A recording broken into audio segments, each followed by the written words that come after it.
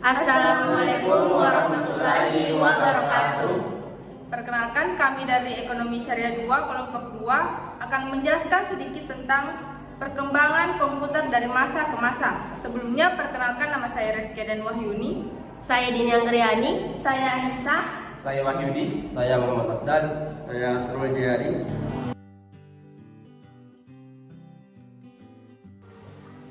Charles Babbage mendesain salah satu mesin hitung pertama yang disebut mesin analikal.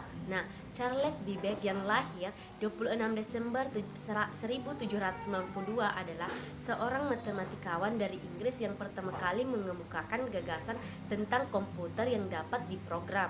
Nah, tahun 1991 dengan menggunakan rencana asli dari Babbage, sebuah mesin diferensial dikembangkan dan mesin ini dapat berfungsi secara sempurna yang membuktikan bahwa gagasan Babbage tentang mesin ini memang dapat diimplementasikan. Nah, Charles Babbage meninggal pada 18 Oktober 1871 pada umur 79 tahun.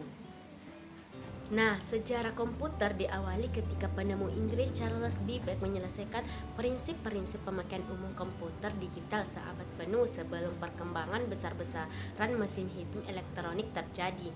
Nah, tahun 1937 tulisan Babbage menjadi perhatian oleh Howard H. Aiken, sarjana tamatan Harvard. Nah, Aiken yang juga sedang mencoba penyelesaian rancangan mesin komputer bergerak oleh gagasan Babbage. Nah, bekerja sama dengan IBM. Nah, Aiken sanggup membuat Mark I komputer pertama untuk segala keperluan.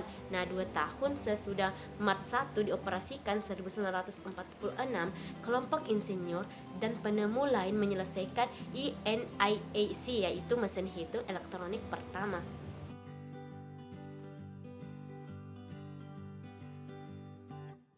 Baik, jadi selanjutnya saya akan membahas tentang materi cikal bakal komputer.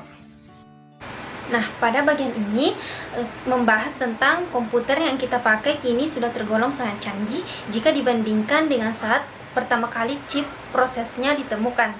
Nah, integrated circuit atau yang biasa disingkat IC atau beberapa orang menyebutnya sebagai chip, saat ini memiliki peranan penting dalam perkembangan industri elektronika di dunia.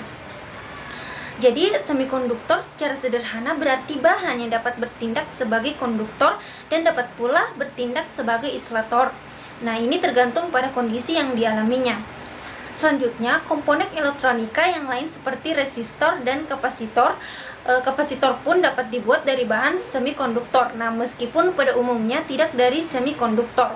Karena fleksibilitas resistor dan kapasitor yang dapat dibuat dari semikonduktor, maka hal ini memungkinkan untuk diintegrasikan dengan komponen lain yaitu transistor. Nah, komponen yang terintegrasi menjadi satu Intel pada tahun 1965 memiliki perkiraan bahwa jumlah transistor yang dapat dalam sebuah IC akan bertambah dua kali setelah 18 bulan sekali. Nah, sebagai contoh, perkembangan IC sebuah 64-bit DRAM yang pertama kali di pasaran pada tahun 1994 terdiri dari 3 juta transistor. Umumnya, bahan semikonduktor yang dapat digunakan dalam pembuatan IC adalah silikon. Meskipun begitu, proses pembuatan hingga siap untuk digunakan sangatlah rumit. Namun, keuntungan yang dapat kita peroleh dari fleksibilitas sebuah IC dibandingkan dengan jika tidak menggunakan IC, seperti komputer misalnya, yang proses utamanya dikontrol oleh ratusan IC. Sudah sepantasnya kita mengucap syukur kepada Tuhan yang telah mengizinkan perkembangan teknologi terjadi begitu pesatnya, hingga yang akhirnya membawa kemudahan bagi umat manusia. Perkembangan komputer era sebelum tahun 1940. Yang pertama, abacus.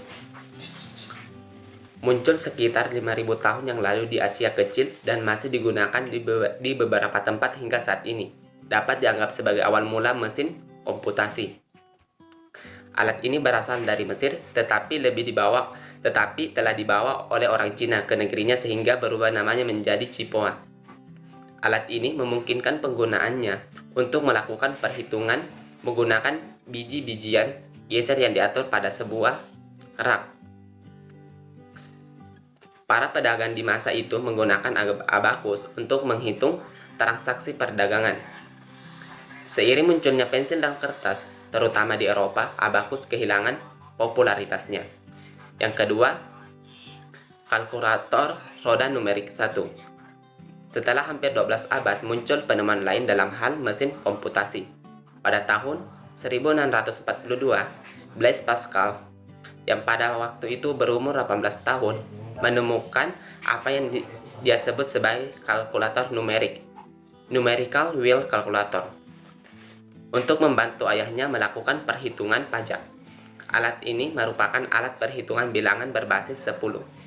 Kelemahan alat ini adalah hanya terbatas untuk melakukan penjumlahan. Yang ketiga, kalkulator roda numerik 2. Tahun 1694, seorang matematikawan dan filsuf Jerman, Gottfried Wilhelm von Leibniz, 1646 sampai 1716, memperbaiki Pascal lain dengan membuat mesin yang dapat mengalihkan. Yang keempat, kalkulator mekanik Charles Xavier Thomas de Colmar menemukan mesin yang dapat melakukan 4 fungsi aritmatik dasar. Kalkulator mekanik Colmar Aritomar mempresentasikan pendekatan yang lebih praktis dalam kalkulasi karena alat tersebut dapat melakukan penjumlahan, pengurangan, perkalian, dan pembagian. Dengan kemampuannya, aritometer banyak dipergunakan hingga masa Perang Dunia Pertama. Perkembangan komputer era setelah tahun 1940. 1. Komputer generasi pertama. Dengan terjadinya Perang Dunia Kedua, negara-negara yang terlibat dalam perang tersebut berusaha mengembangkan komputer untuk mengeksploitasi potensi strategis yang dimiliki komputer. Hal ini tentu saja meningkatkan pendanaan pengembangan komputer serta mempercepat kemajuan teknik komputer. Pihak Inggris menyelesaikan komputer pemecah kode rahasia ini yang dinamakan Colossus. Kemudian Colossus ini yang berfungsi untuk memecahkan kode rahasia yang digunakan Jerman. Dampak pembuatan Colossus ini tidak terlalu mempengaruhi perkembangan industri, dikarenakan dua alasan. Yang pertama, Colossus bukan merupakan komputer serbaguna general purpose. General purpose komputer ini hanya didesain untuk memecahkan kode rahasia. Kedua, keberadaan mesin ini dijaga kerahasiaannya hingga 1 dekade setelah perang berakhir. Perkembangan komputer lain pada masa ini adalah Electronic Numerical Integrator and Computer yang dibuat oleh kerjasama antar pemerintah Amerika Serikat dan University of Pennsylvania. Kemudian selanjutnya materi yaitu generasi kedua. Pada tahun 1948, penemuan transistor pengembangan komputer ini menggantikan tubuh vakum yang ada pada televisi, radio, dan komputer. Akibatnya ukuran mesin-mesin elektrik berkurang drastis. Hampir seluruh bisnis besar menggunakan komputer generasi kedua untuk memproses informasi keuangan. Program yang tersimpan di dalam komputer dan bahasa pemrograman yang ada di dalamnya memberikan fleksibilitas kepada komputer. Fleksibilitas inilah yang meningkatkan kinerja dengan harga yang pantas bagi pengguna bisnis. Faktur pembelian konsumen dan kemudian menjalankan desain produk atau menghitung daftar gaji. Beberapa bahasa pemrograman mulai bermunculan pada saat itu. Bahasa pemrograman Common Business Oriented Language dan Formula Translator mulai umum digunakan. Bahasa pemrograman ini menggantikan kode mesin yang rumit dengan kata-kata, kalimat, dan formula matematika yang lebih mudah dipahami. Komputer generasi keempat. Setelah IC, tujuan pengembangan menjadi lebih jelas, yaitu mengecilkan ukuran sirkuit dan komponen-komponen elektrik, atau Large Scale Integration atau LSI, dapat memuat ratusan komponen dalam sebuah chip. Pada tahun 1980-an, versi Large Scale Integration atau VLSI memuat ribuan komponen dalam sebuah chip tunggal. Dibuat untuk mengerjakan suatu tugas tertentu yang spesifik, Sekarang sebuah mikroprosesor dapat diproduksi dan kemudian diprogram untuk memenuhi seluruh kebutuhan yang diinginkan.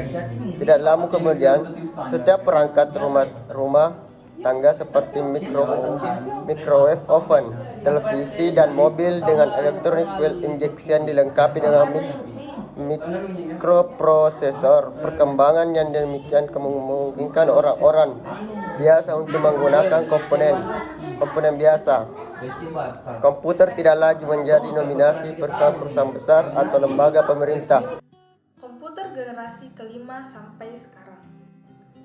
Contoh imajinatif komputer generasi kelima adalah komputer fiksi HAL 9000 dari novel karya Arthur C. Clarke berjudul 2001: Space Odyssey.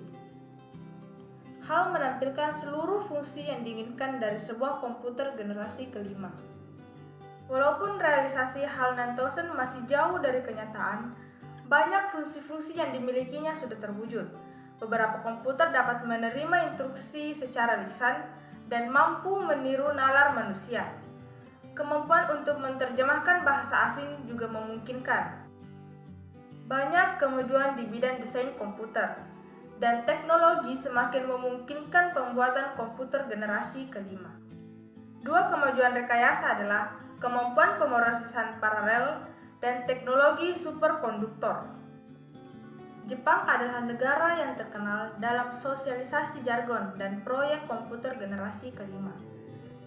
ICOT atau Institute for New Computer Technology juga dibentuk untuk merealisasikannya. Banyak kabar yang menyatakan bahwa proyek ini telah gagal. Namun, beberapa informasi lain bahwa keberhasilan proyek komputer generasi kelima ini akan membawa perubahan baru paradigma komputerisasi di dunia. Terakhir, yaitu kesimpulan. Definisi komputer. Komputer adalah alat yang dipakai untuk mengelola data menurut data yang telah dirumuskan. Kata komputer semula dipergunakan untuk menggambarkan orang yang pekerjaannya melakukan perhitungan aritmetika dengan atau tanpa alat bantu. Tetapi, arti kata ini kemudian dipindahkan kepada mesin itu sendiri. Cikal bakal komputer bernama integrated circuit. Perkembangan komputer era awal sampai sekarang ada beberapa generasi, yaitu komputer generasi pertama, komputer generasi kedua, komputer generasi ketiga, komputer generasi keempat, dan komputer generasi kelima. Itulah tadi sedikit penjelasan dari kelompok kami tentang sejarah komputer dari masa ke masa. Sekian dan terima kasih. Jangan lupa di like and share. Bye-bye. Bye.